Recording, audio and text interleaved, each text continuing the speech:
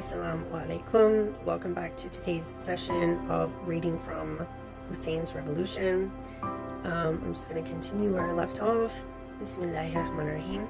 Imam Ali alayhi salam dealt a heavy blow to Quraysh's pride and influence by appointing those who he appointed in his government while he was caliph during his caliphate.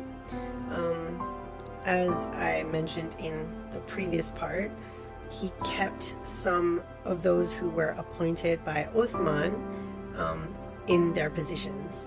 However, the four main members of his government were not members of Quraysh, which is why his actions, it says here, dealt a heavy blow to Quraysh's pride and influence. Imam Ali described the governors of Uthman in the following way: "But it grieves me to see that this nation and country is being ruled by uneducated, unwise, and vicious rulers. They grasp the wealth of the country and drive its people into slavery. They are at war with the pious and are the partisans of the impious. Among them are those who drank alcohol as a Muslim and those who have been punished by the courts of Islam. Among them are those who did not embrace Islam while they found Islam to be a powerful state offering enormous possibility of gaining power." So they were just in it for the power, not for the spirituality or the goodness of it. They just wanted power.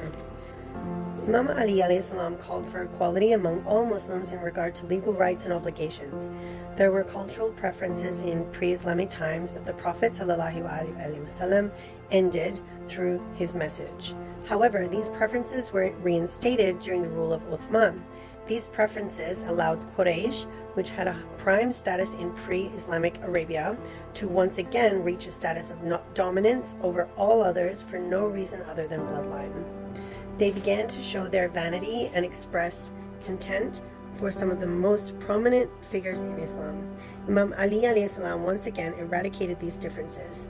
He would say, "The servile among you is honorable in my court until I return his right to him.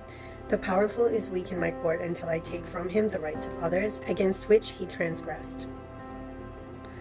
As for public wealth, Imam Ali took a resolute stance in attempting to undo the excess that resulted from his predecessors' policies.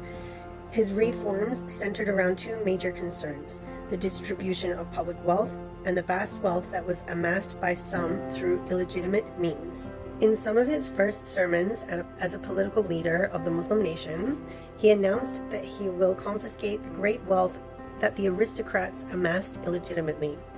He also proclaimed that he will treat all Muslims equally in allocation of public wealth. He said the following: "O people, I am one of you. I have the same rights and bear the same responsibilities. I will rule among you in the method of your Prophet ﷺ and will carry out his commands. By Allah, every tract of land granted by Uthman or any wealth that he gave out of public treasure will be returned to the treasury. Justice cannot be obstructed by anything. Even if I find that by such money women have been married or slaves have been purchased, I would confiscate it. Justice will be ample. He who finds it hard to act justly should find it harder to deal with injustice." In another sermon, he said the following: "Certainly, those men who were immersed in the pleasures of this world, they amassed estates, dug rivers, rode thoroughbred horses, and assembled beautiful maidens, to which this became a shame and a disgrace. If I were to deprive them of what excess they enjoyed and gave them what they know to be the extent of their right, they would say, 'The son of Abi Talib has deprived us of our rights.' Surely, if any of the companions of the Messenger of Allah ﷺ, whether of the Muhajirun or the Ansar, sees that he is better than others because of his companionship to the Prophet, he should know that preference is given in the hereafter by Allah. Your reward and recompense is with Allah. And surely anyone who answered the call of Allah and his Messenger ﷺ, believed in our teachings, entered our faith, and faced our Qibla in worship, has deserved the rights of Islam and its responsibilities. You are the servants of Allah, and all wealth belongs to Him. So the public wealth will be divided among you equally. No one shall have any preference over the other. The pious will receive their increased rewards and the best of recompense from Allah in the hereafter. Allah did not make the material world a reward or recompense for the pious, and what Allah holds for the hereafter is better for the righteous. When tomorrow comes, come back to us. We have money that must be split among the public. None of you should stay back, regardless of whether he is an Arab or a non-Arab, and whether he was appointed from the treasury before or not. The next day, the people gathered at the treasury's door. Imam Ali alayhi salam told his scribe, Ubaidillah ibn Abi Rafi, to record the following.